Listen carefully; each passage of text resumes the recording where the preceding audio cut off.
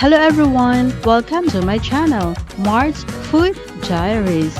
It's another day today and I will be sharing with you new recipe that I'm sure it will make your day. Happy viewing! Today I will be making homemade bread stuffing.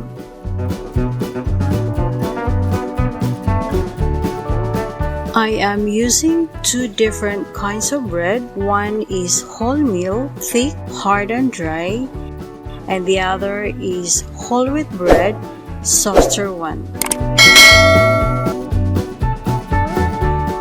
Cut the bread into 1-inch cubes.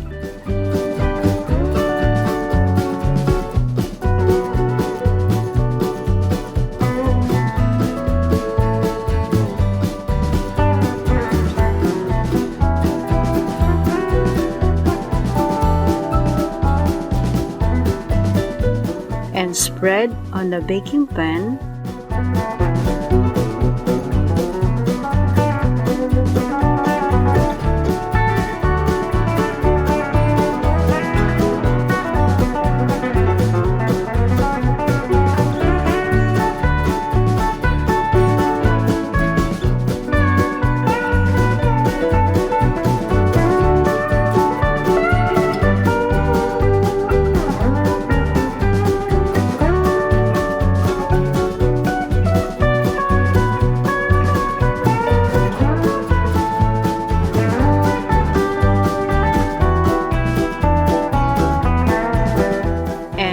Drizzle some extra virgin olive oil and ground pepper.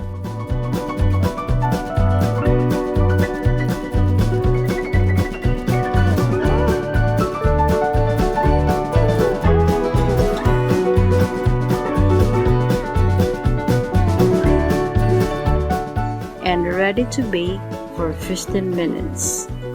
Meanwhile, prepare some onions,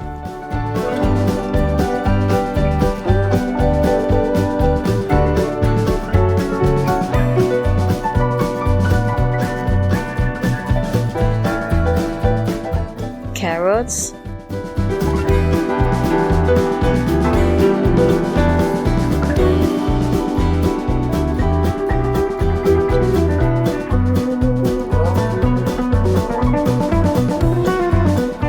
celery and parsley, and chop them into small pieces and set aside.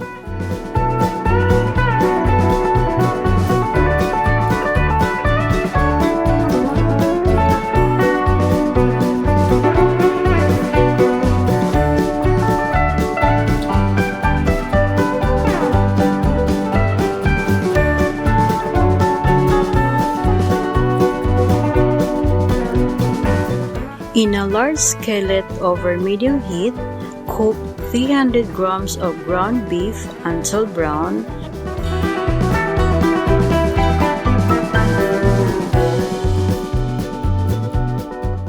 And take it out once it's cooked and set aside. Then, in the same skillet, melt 1/4 cup butter. Add the onions, carrots,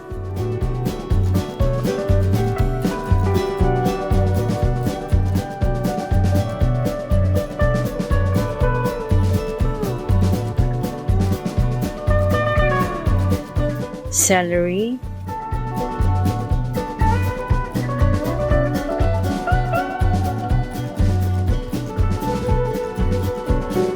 and the meats.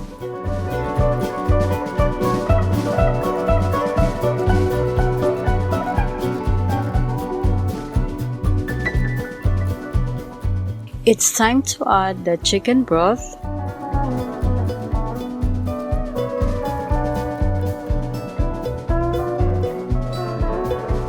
and the spices,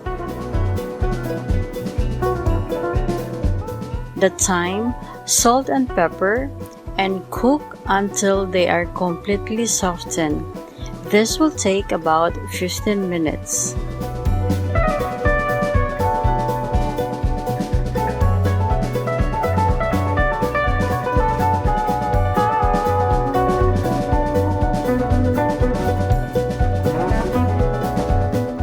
The bread cubes are nice and crispy.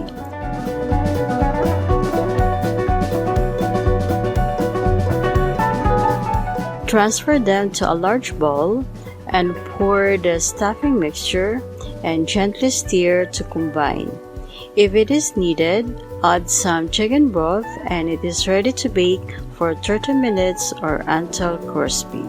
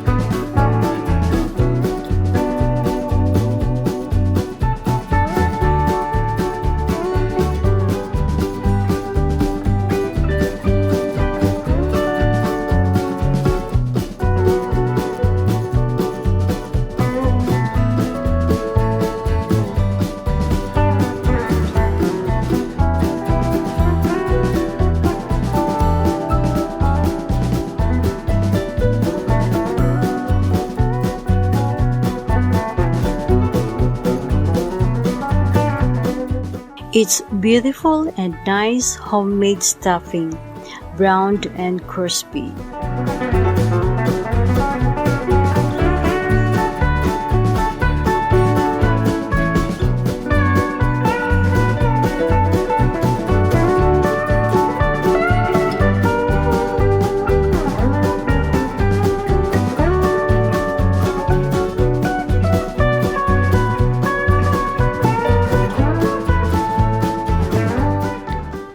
Please find the ingredients in the description box below. Hope you like my recipe.